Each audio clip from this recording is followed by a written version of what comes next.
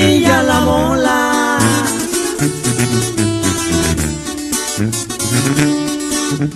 Mojadas y mal pasadas, chula se dio la amapola.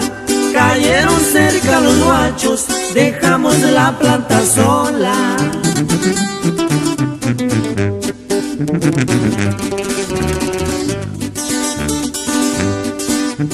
Ya estaba bien agüitado, tanto trabajo para nada.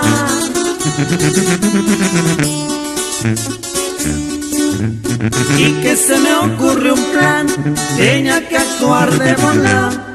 Vamos a rayar de noche, aunque la goma esté aguada.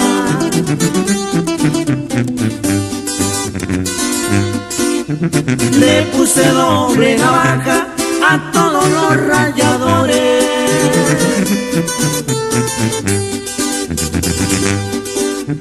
Tiene que chorrear a gusto, así le dije a los peones.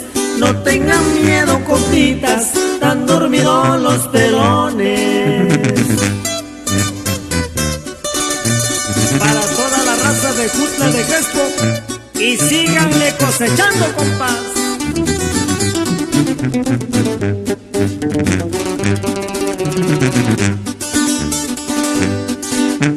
Con la paz en la frente, deshazte la cacería.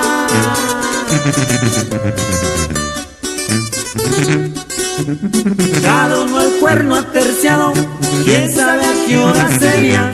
El chiste es que en la mañana de los guachos me reía.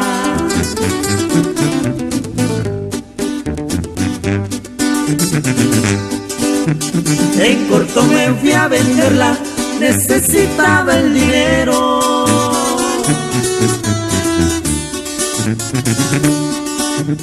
Para pagarle a los peones, lo primero es lo primero.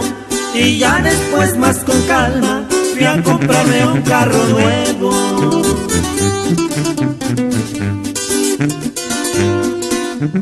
Así logré cosechar, el gobierno estaba encima.